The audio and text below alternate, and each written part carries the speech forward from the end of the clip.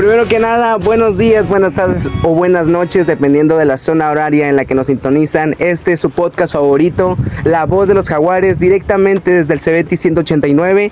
Hoy me acompañan Carlos Antonio Reyes Moya, Jiménez García Vanessa, Cristal Rubí Muñoz Martínez, Andrea Elizabeth Arispe Mesa, Sandra Janet García Covarrubias, Kimberly Meneiva Esquiroz, Alana Estefanía Carrera Botello y un servidor Greco Gael Montes Murillo. Este es mi equipo colaborativo y vinimos directamente del salón de segundo A, laboratorio clínico. Hoy estaremos discutiendo algunos temas que pueden ser de su interés, como por ejemplo el comercio informal y los niveles de desempleo y empleo.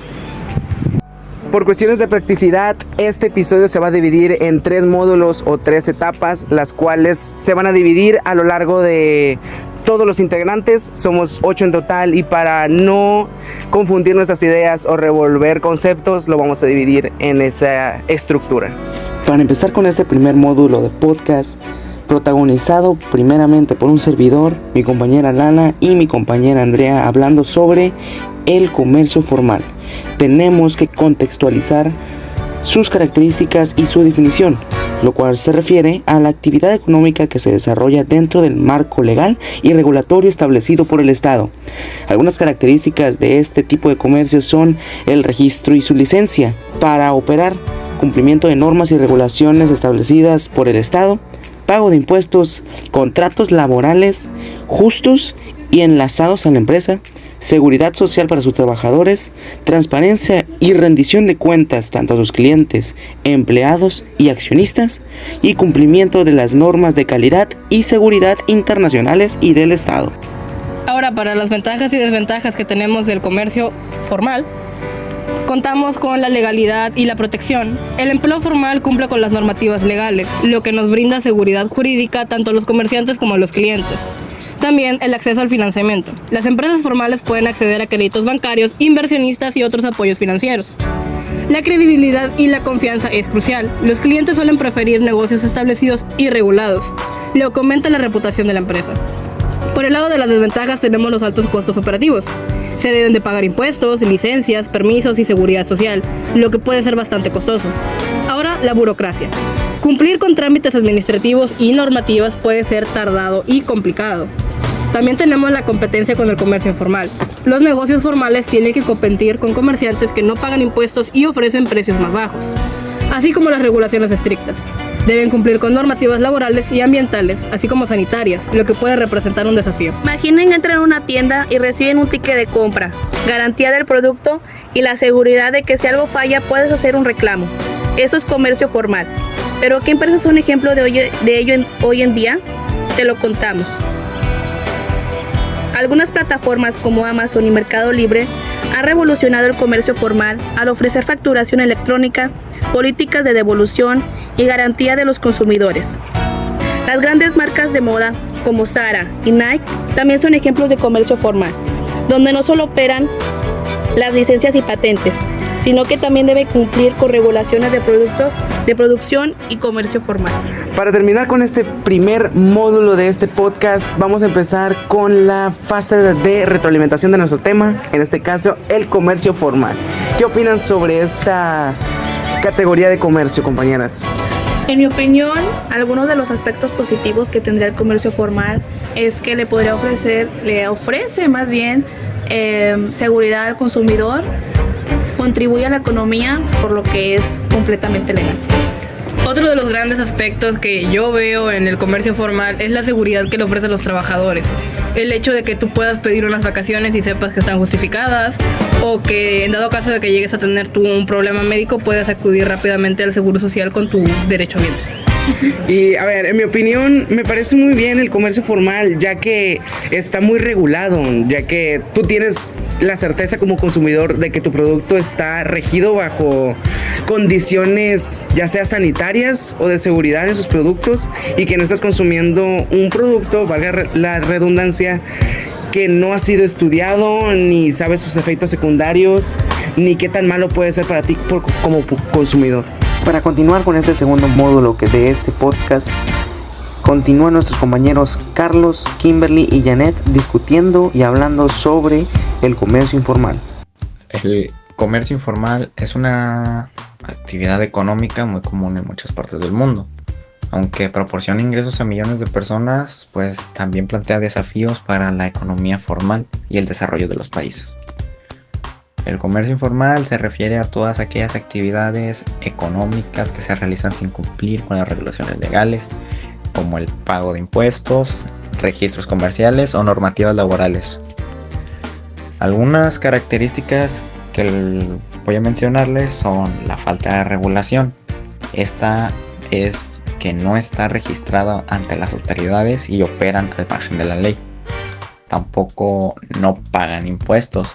Los vendedores informales pues no contribuyen directamente a la economía a través del pago de tributos. También pues la baja inversión inicial. Muchas personas pues pueden entrar al comercio informal porque pues no necesitan grandes recursos para empezar. La flexibilidad y la accesibilidad. Esto no requiere permisos ni trámites complicados, lo que le permite a los demás que participen, entre otros. Algunos ejemplos del comercio informal pues puede ser los mercados como el tianguis o no sé. Esto pues las personas pueden ir a vender sus productos. La venta en redes sociales también es otro ejemplo, ya que pues no necesitan ningún contrato, simplemente pues nomás pueden vender sin ningún problema, entre otros. Bueno, pues yo le diré las ventajas y desventajas del comercio informal. El comercio informal se refiere a la compra y venta de bienes y servicios sin cumplir con las normas, regulaciones y normas establecidas por el Estado. Les diré algunas ventajas y desventajas del comercio informal.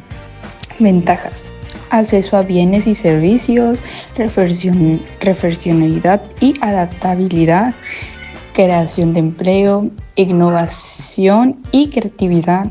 Y desventajas son falta de regulación y supervisión, evasión de impuestos, competencia desleal, riesgo para la salud y la seguridad y limitaciones en la protección de derechos de los consumidores.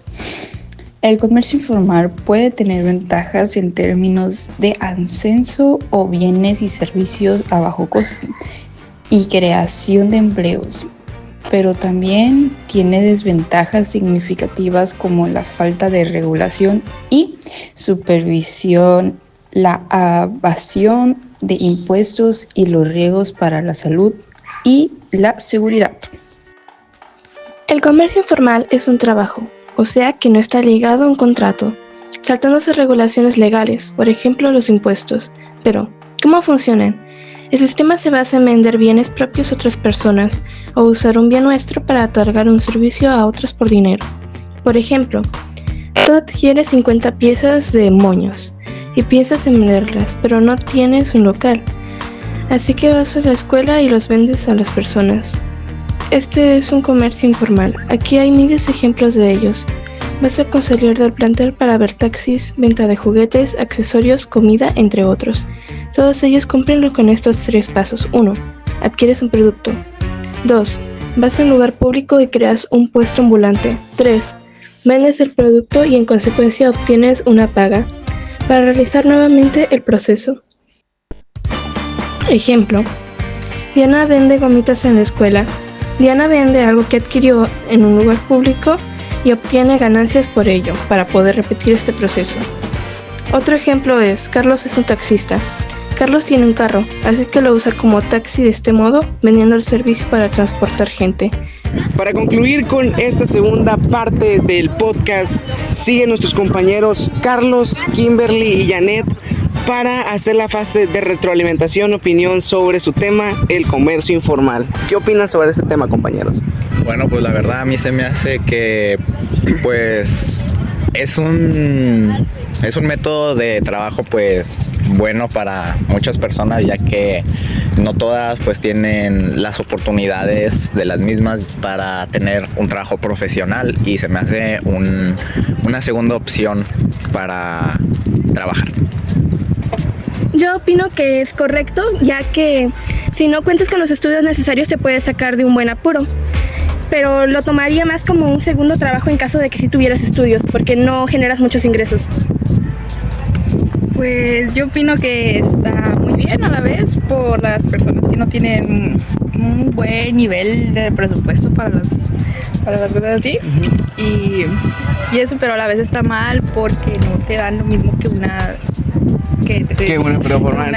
Justamente ese es un factor determinante, el caso de que no tienes un seguro médico, no estás contratado en ninguna empresa y prácticamente nada de tu trabajo está regulado.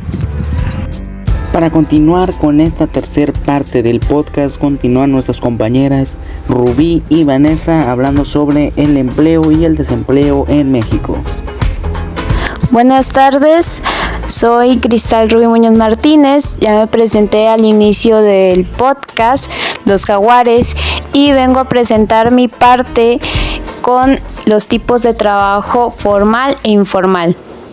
Un trabajo informal podría ser el que se encuentra en la institución del Cebetis, que sería ayudar en la papelería, o ayudando en una tienda de abarrotes, en un lavado de carros, en una panadería, etc. En uno formal se podría encontrar como trabajar como maestro, el de sector de salud o como en fábrica. Unas diferencias entre estos dos tipos de trabajo, formal e informal, es que en el caso del formal te brinda un número de seguro social, el cual te brinda salud, te brinda un Infonavit, que sería vivienda, y la Afore, que es un fondo de retiro. En el informal no se encuentra ninguna de estas características, debido a que simplemente cuentan con el de que pagarte el salario del trabajo. En primer lugar, debemos entender las causas del desempleo, la falta de crecimiento económico, la automatización y la globalización que han llevado a una disminución en la demanda de trabajadores en ciertos sectores. Además, la falta de inversión en educación y capacitación han dejado a muchos trabajadores sin las habilidades necesarias para competir en el mercado laboral. Pero el desempleo no solo es un problema para los individuos que lo padecen, sino también para la sociedad en general. Las consecuencias del desempleo son profundas y variadas. La pobreza, la exclusión social, la ansiedad, la depresión y hasta el estrés son algunas de las consecuencias que pueden afectar a las personas desempleadas. Cuando una persona pierde su trabajo, puede perder también su sentido de dignidad y propósito. La falta de ingresos puede llevar a la dificultad para pagar facturas, alimentación a la familia y acceder a servicios básicos como la salud y la educación. También puede tener consecuencias negativas para la salud mental y física. La ansiedad y la depresión son comunes entre las personas desempleadas. Además, la falta de actividad física y la mala alimentación puede llevar a los problemas en la salud a largo plazo. Pero no solo eso, el desempleo también puede tener consecuencias negativas para la economía en general. La falta de consumo y la disminución en las demandas de bienes y servicios puede llevar a la recesión económica. Pero, ¿qué podemos hacer para abordar el tema? En primer lugar, debemos de invertir en educación y capacitación para los trabajadores, para que estos puedan desarrollar habilidades necesarias para competir en el mercado laboral. En segundo lugar, debemos de promover la creación en empleos a través de la inversión en infraestructura e innovación en las empresas. En tercer lugar, debemos de implementar políticas sociales y económicas que apoyen a las personas desempleadas, como la prestación por desempleo y la información profesional. En conclusión, el desempleo es un problema complejo que requiere una solución integral. Debemos de trabajar juntos para abordar las consecuencias y causas por el desempleo y crear una sociedad más justa y equitativa para todos. Gracias. Como última parte de retroalimentación de este podcast, siguen nuestras compañeras Vanessa y Rubí discutiendo y aportando ideas sobre los temas empleo y desempleo en México. ¿Qué opinan sobre esos temas, compañeras? Bueno, miren, la verdad es que pienso que el desempleo es una medida muy drástica. Bueno, algunas empresas utilizan más que nada por recursos financieros, es decir, cuando un jefe en realidad empieza a despedir a empleados es porque, una, o están bajos en eficiencia, dos, o porque tienen problemas financieros la propia empresa, o tres, porque simplemente ya no los ocupan por su edad, en algunos casos. ¿Rubí?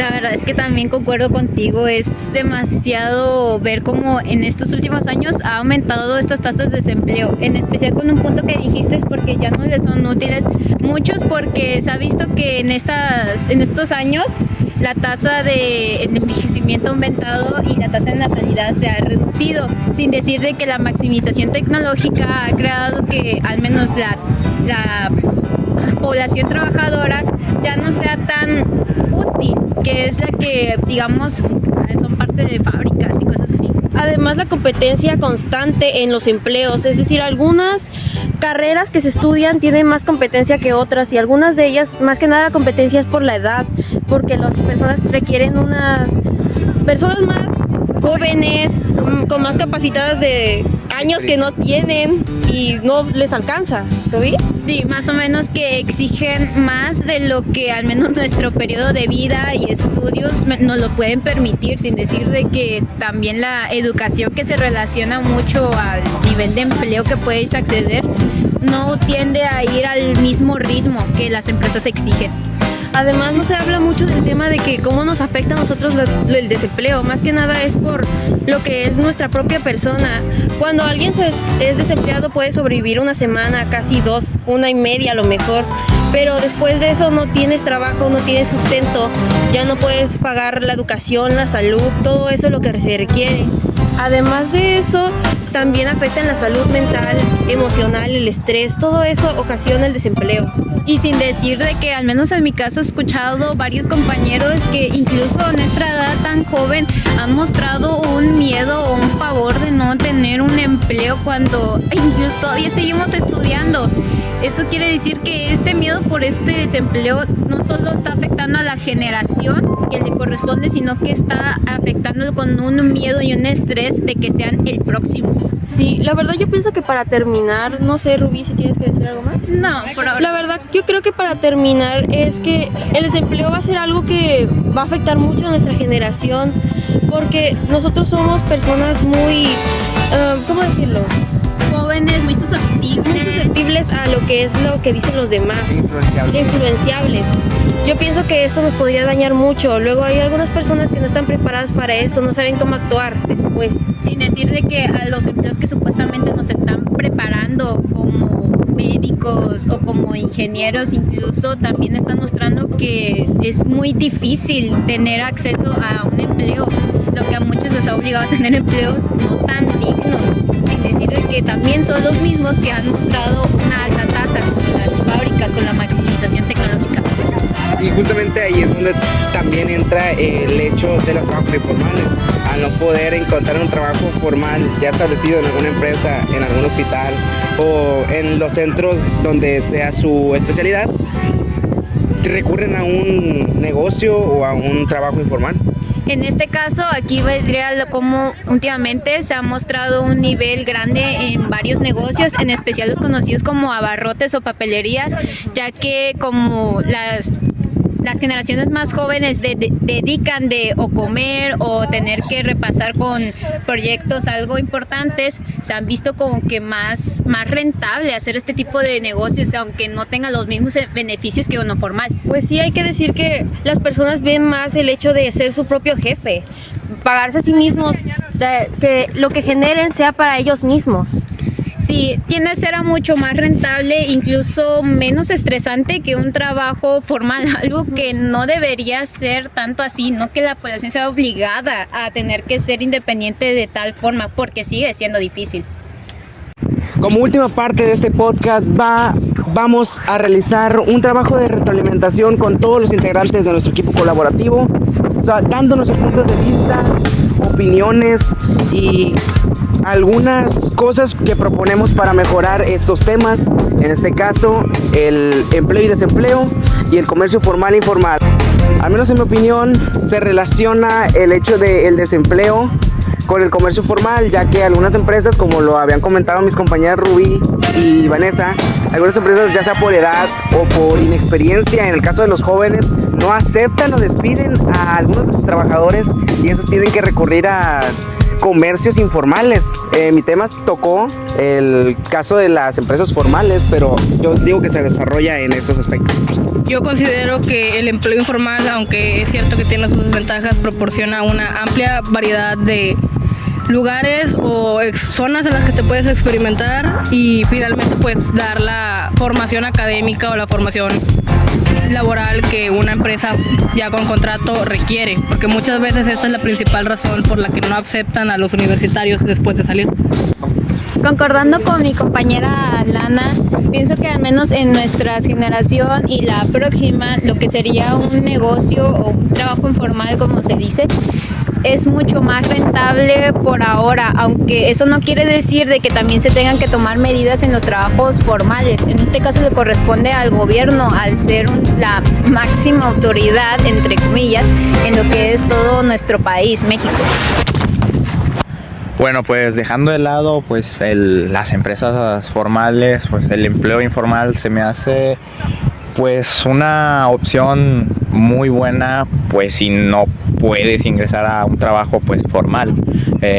Aparte de que no tienes un ingreso fijo o un sueldo fijo, pues hay una ventaja que puedes ganar bastante o más que muchas empresas o empleos formales. Ok, yo pienso que el desempleo, la verdad, es una problemática que debemos de erradicar totalmente. Máximo no se puede hacer totalmente, pero sí podemos actuar o saber cómo actuar cuando pasa. Es decir, los jóvenes ahorita tenemos que tener una conciencia de qué pasa después de esto. Tenemos que sabernos preparar bien para ese tipo de circunstancias. ¿Qué debemos hacer aparte de esto? ¿Cómo debemos de administrar nuestros dineros? ¿Cómo debemos de administrar lo que es financieramente después de esto? Nuestros ingresos, la salud, la educación, los pagos mensuales, todo esto es lo que los jóvenes tenemos que tener en cuenta actualmente. También qué es después de esto, como conseguir un trabajo formal. O aspirar a un trabajo informal para poder sustentar nuestros gastos día a día y nuestra supervivencia. Ser nuestros propios jefes, pagarnos a nosotros mismos, nuestras propias pagas, lo que nosotros requerimos. De las personas que trabajan en empleos informales deciden seguir ahí porque saben que van a tener un ingreso, pero en cierto momento ese ingreso puede terminar. Por eso es que preferiblemente deberías adquirir un trabajo formal porque es una fuente constante de ingresos. El comercio puede tener tanto ventajas como desventajas. Es importante que los gobiernos y las empresas tomen medidas para analizar los riesgos y maximizar los beneficios del comercio, como que se prueban como el comercio justo y sustentable que beneficia a todas partes de los involucrados. Después de toda esta travesía hemos llegado al final de este podcast La Voz de los Jaguares, directamente desde el CEBETI 189. Cabe aclarar, nosotros somos del Salón del Segundo A del Laboratorio Clínico Matutino y esta ha sido la actividad respectivamente número 5 para Ciencias Sociales de nuestra docente maestra, doctora Diana Aleida Ábalos Coronado. Muchas gracias por escucharnos. Este ha sido Greco Gael Montes Murillo en la dirección de este podcast, junto a mis integrantes y amigos de mi grupo colaborativo: Alana Estefanía Carrera Botello, Andrea Arispe Mesa, Carlos Antonio Reyes Moya, Cristal Rubí Muñoz Martínez, Vanessa Jiménez, Kimberly Báez Quirós y Sandra Janet García. Muchas gracias por sintonizarnos y por escucharnos el día de hoy. Hasta la próxima.